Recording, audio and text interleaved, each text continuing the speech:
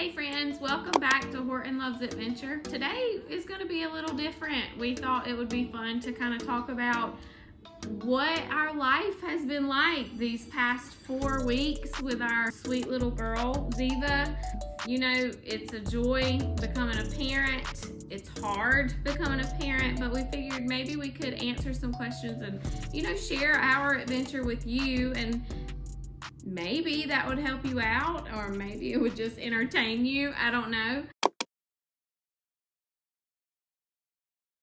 Probably how hard it really is. Like making decisions and being up at night and, trying to figure out what she wants because she can't really communicate with you. Yeah.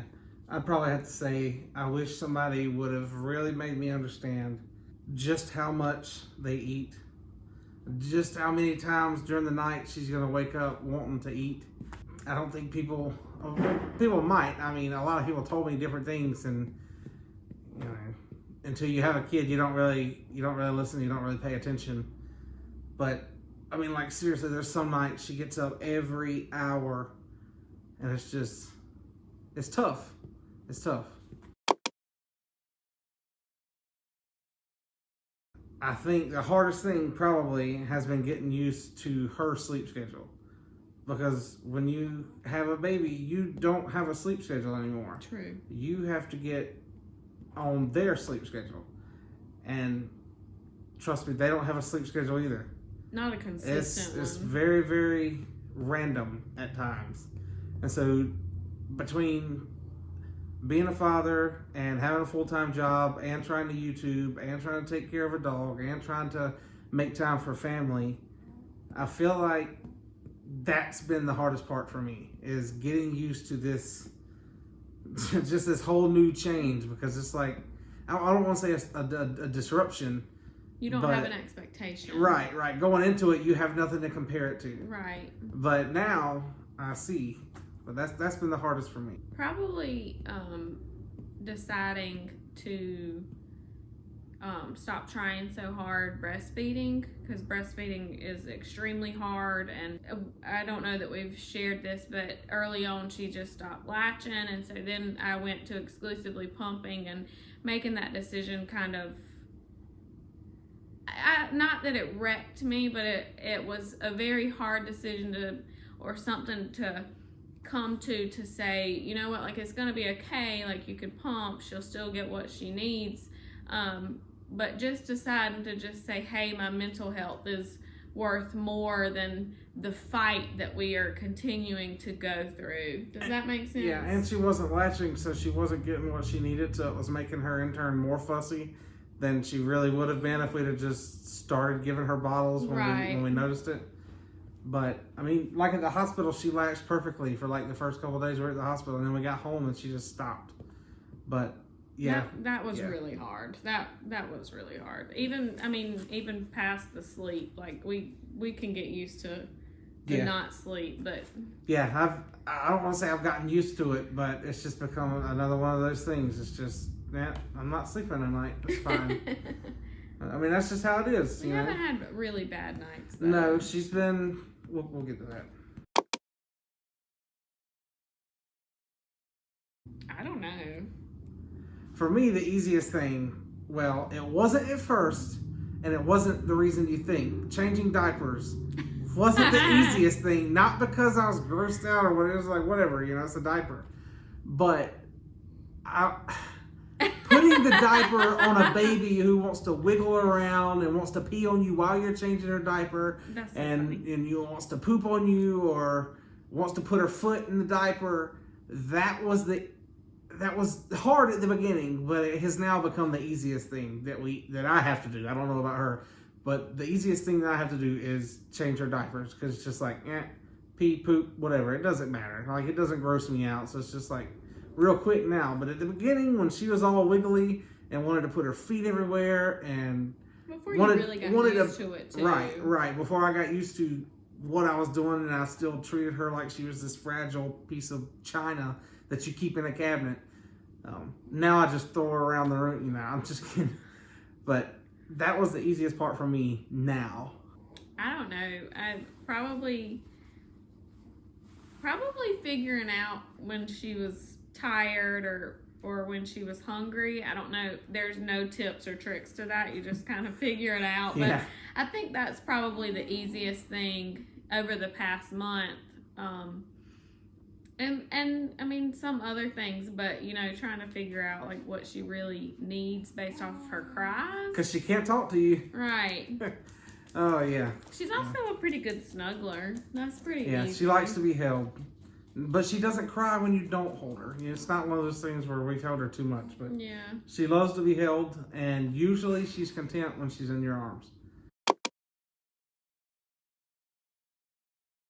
Definitely how hard breastfeeding is, or how hard making the decision to pump versus breastfeeding, or anything like that, and having that schedule too, because in the beginning it's like she's constantly on you, and then when you pump it feels like you're constantly pumping, because you want to make sure she's getting enough, and then that's another added layer too, because what if you don't have enough and you are breastfeeding, and you like you said, what if your supply is not good and you're breastfeeding, you don't know, and then they're fussy and you're confused.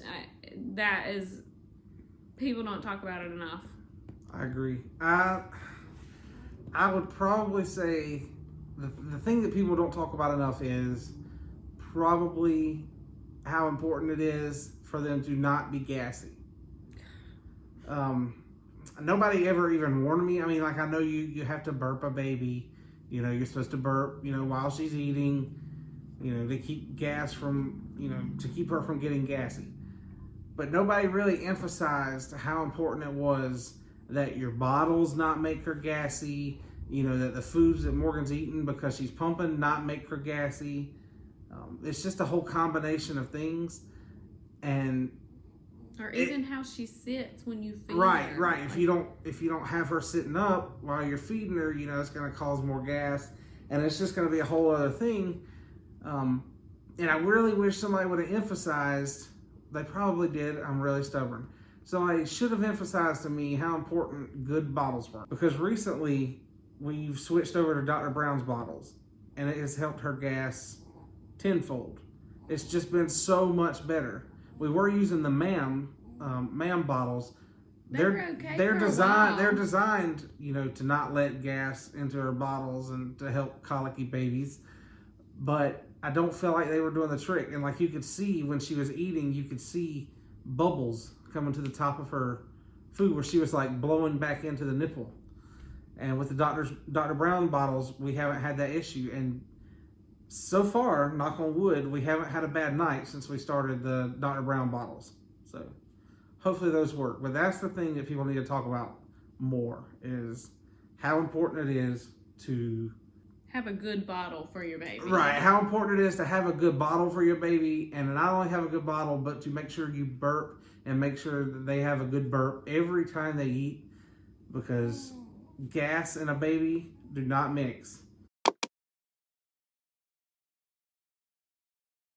I've already said I would buy Dr. Brown's bottles from the beginning, and I'll link those down below so you know what I'm talking about. They're anti-colic bottles that have a vent in them. Now I will say, disclaimer, they are aggravating to clean because you have to wire the vent and you have to brush the little vent that comes with it. But like, it's just one more part, you know, to save your baby from getting so much gas. Go ahead and invest in good bottles. That's all I can say about that. Like I said, I'll link the bottles down below so you'll know which bottles I'm talking about. But what about you? What was? I would just probably try to keep myself with a more open mind. You know, going into it, even the nurses said like, "Oh, how are you going to feed her? Or what are you going to do with this? Or what are you going to do with that?" And you know, I answered and I was like, "Oh, well, I'm not married to it," but in my mind, I think I might have been married to it, and Yeah. So when those decisions came up, I felt like I failed or I was disappointed because what I had in my mind didn't really work out like I wanted it to. So I think I would probably say like, it's okay, like go with the flow. Like she doesn't know what she needs. We don't know what she needs yet. We've got to figure it out. So I don't know if that makes sense. No, it does. Just like being prepared for the unknown. I don't think I was ready for what I didn't know. Yeah. Postpartum depression and baby blues are something that every new parent should know and understand about. Morgan wasn't awful. She had the baby blues. So we got home and it was just like she could be the happiest, most energetic person. And then like 10 minutes later, she was crying. And like... But I felt sad. Yeah. I mean, it's a real feeling. It's a real thing, but I think people need to be more educated about it so that they can deal with it better. And I don't know, it was like I was mourning our old life. Oh my gosh, getting used it caught me so off guard. I mean, that goes back to something that people need to talk more about. It's like, you're really sad that your life changed because you had a good life and now you have this new human to take care of, and you're like, well crap, I really don't know what the heck I'm doing, and you feel thrown into it, and it's overwhelming. Because you're not prepared. No, you're not prepared. It's really overwhelming, and so you're sad because you were used to the way that things were, and now they're not that, and I don't know. It was a weird time. But it got better after a week. I mean, that's why I say she didn't really have postpartum depression. She just had the baby blues. And the doctor and the nurses, warned me at the hospital. They were like, all right, this might happen. And I was like, okay. But no, I wasn't ready. I wasn't ready to come home. And she was, happy about the new baby. And like, she was, putting cute clothes on her. And she was like the happiest that I've seen her. And then it seemed to be the saddest that I've seen her. And so I just feel like that needs to be talked about a little bit more. But like I said, after a week, she was over it, and it was like, we had a great life before, but, we have an even better life now, and we have somebody else that can join us in our new great life. And the dog has loved her, and, it's just so great, and... It's hard to see that in that time. Absolutely. Though. In the moment when you're waking up at the hospital, and the baby is screaming like every 30 or 45 minutes and you don't know how to console her, it is very, very hard to see how this life that you have made now can compare to what you had before you were in the hospital. But I promise, you give it a week and it's so worth it. I mean, even on the restless nights that we have now, it's just such a blessing to know that you're the parent to an amazing child, I think you probably just said it. Yeah, probably when we actually came home and there weren't nurses to take care of her and tell us what to do or what's going to happen, or probably then when I was recovering, and then we also had to take care of a baby. You had to take care of me and a baby. I'd say probably, well, for me it was in the hospital because she ended up having to have a C-section.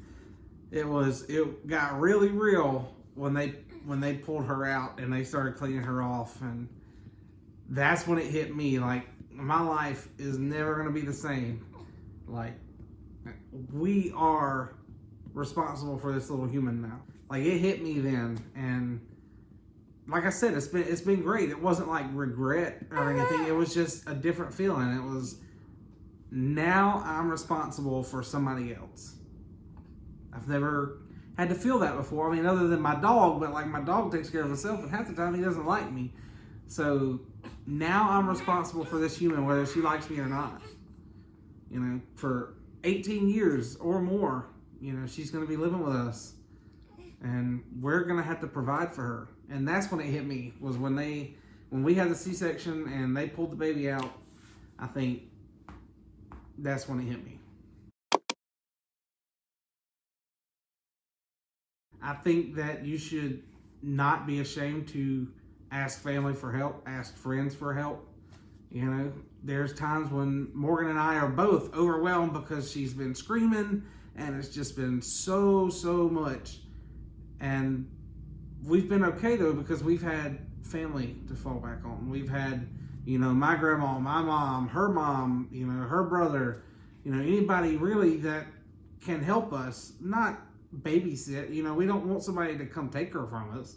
We don't want to leave her somewhere, but somebody that can come over and just make sure not only that the baby's needs are tended to and taken care of, but that our needs are tended to and taken care of. Right. I mean, I've had multiple friends, like 2 friends while I was in the hospital, sent me DoorDash gift cards just so that, we wouldn't have to worry about cooking the first week or 2 we were home. We could eat without having to worry about any of that. And just having friends like that and having family that is willing to help you, I think that's definitely an important part of this. You need that support. You don't need to do this all by yourself. There's somebody that can help you and is willing to help you and wants to help you. I mean, you've got a new baby, for Christ's sakes, People want to come over and see the baby. A lot of times people's going to come over uninvited.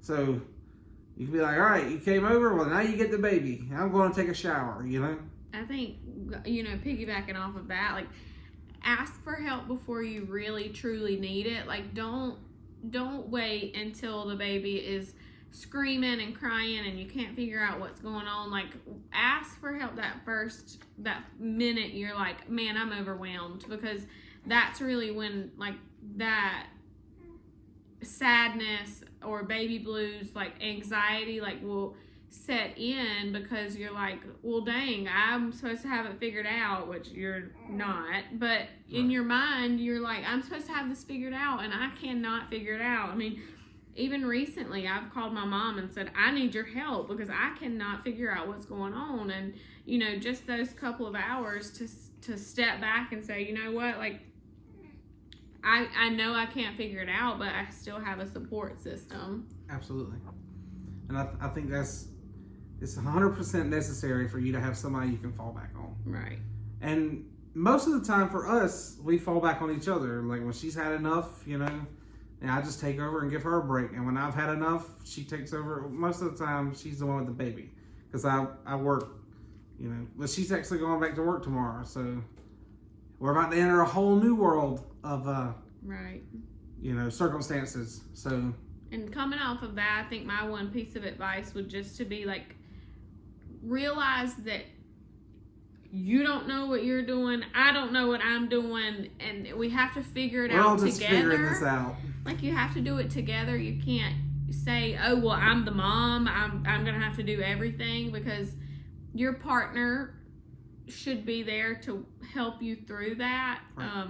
And if they aren't, like you were saying, find a family member, find someone who is there. Just kind of roll with the punches. You're all figuring it out, and it's hard, and figuring out what works and what doesn't work. It's a journey that it's an adventure that you do have to consider, as we don't know everything, and we're not completely ready. And once again, I want to thank you for watching this video. If you're not already, please consider subscribing. Leave a like and a comment. What are some questions you have for us? We'd be happy to do another video like this, answering some more questions. We actually put an Instagram story out the other day, so if you're not already, follow us on Instagram, on Twitter, at Horton Loves Adventure. We would love for you to be a part of this family and our community. Ask us questions. We'll answer those questions to the best of our ability. We'll make recommendations that we have, as new parents with no experience. We'll make recommendations, of things that we've seen that work and what doesn't work for us. And it may be different for you. But like I said, I'll leave the links to those bottles down in the description. And until next time, remember, every day is an adventure. And I will say, what was I going to say? It was super important, and that's gone. Postpartum depression is... Postpartum depression? I'm crying now. What are some absolute must-haves for new parents? New parents or baby? What are some absolute must-haves for new parents for baby? Isn't that what you meant? Did you want to know what like we needed or like what she needed? That we need. For her.